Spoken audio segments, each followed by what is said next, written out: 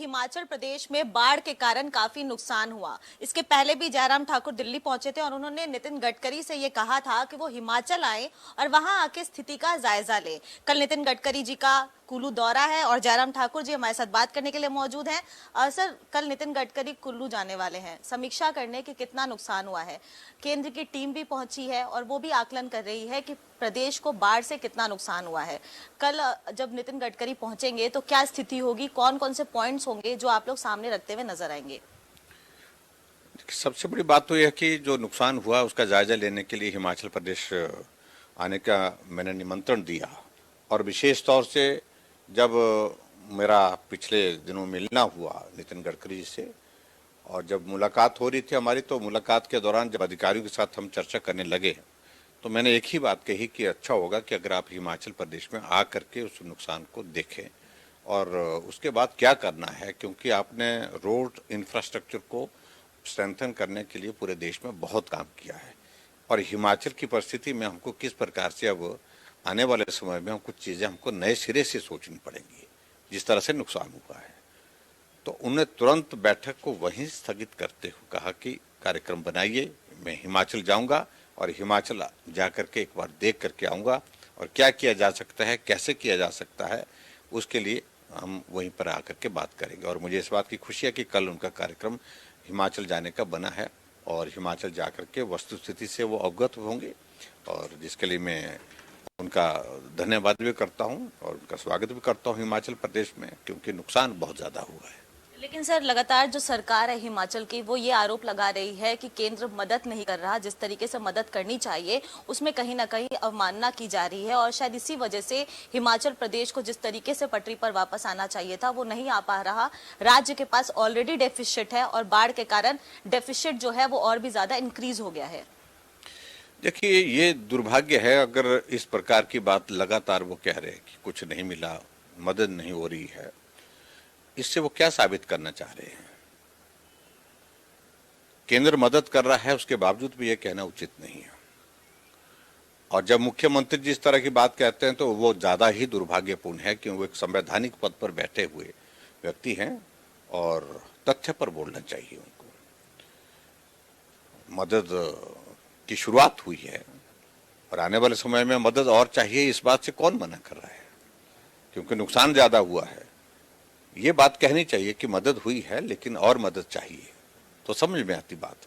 लेकिन ये कहना कि मदद ही नहीं हुई है तो ये बहुत दुर्भाग्यपूर्ण है और ये राजनीतिक दृष्टि से एक दिया हुआ बयान है, मैं समझता हूँ, जो नहीं करना चाहिए।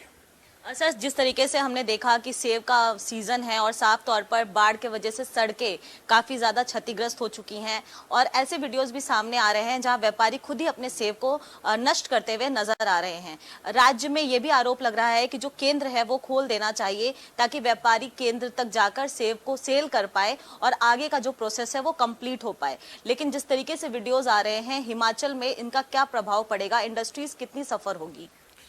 देखो, सेब का नुकसान तो ऐसे भी हो गया, बहुत सारे लोगों के 500 पेड़ सेब के फल देने वाले पेड़ बह करके चले गए। वो नुकसान तो ऐसा नुकसान है जिसकी भरपाई जिंदगी भर नहीं हो सकती है। लेकिन इसके अलावा भी नुकसान और ज्यादा इसलिए हो रहा है क्योंकि सड़कें अभी खुली नहीं है।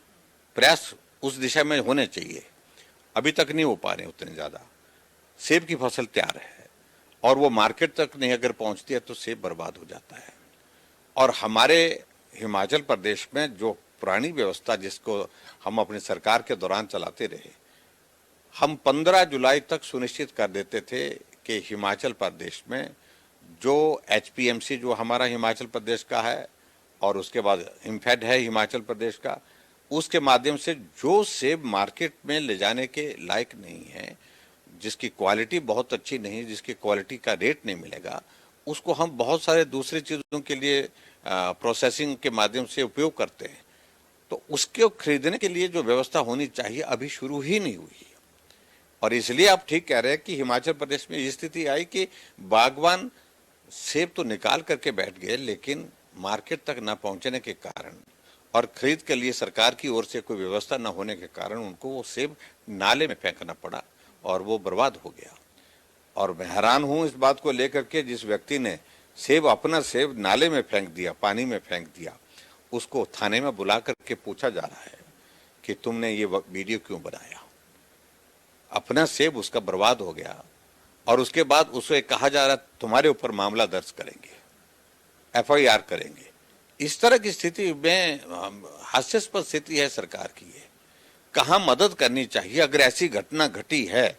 अगर बागवान विवश होकर के सेब नाले में फेंकने के लिए जो है वो विवश हैं, ऐसी सूरत में उनको ये करना चाहिए कि सड़कें जो बंद पड़ी हैं तुरंत खोली जाए और जो मार्केट बंद पड़ी है उस मार्केट के माध्यम से जो खरीदने की एक व्यवस्था हो उसके माध्यम से सेब खरीद करके लोगों को मदद करें।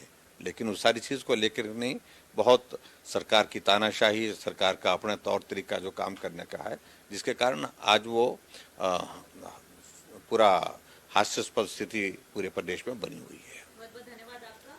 तो ये थे हमारे साथ बात करने के लिए पूर्व मुख्यमंत्री जयराम ठाकुर, जिन्होंने साफ तौर पर कहा कि अभी सरकार को ध्यान देना चाहिए कि सड़कों को किस तरीके से दुरुस्त करे और उसके साथ साथ ये भी ध्यान देना चाहिए कि सेब के जो व्यापारी है वो किस तरीके से अपने बागवान जो है वो अपने फलों को बाजार तक पहुंचाए। नई दिल्ली से कैमरा पर्सन रोहन के साथ मैं प्रियंका राय, खबर फास्ट।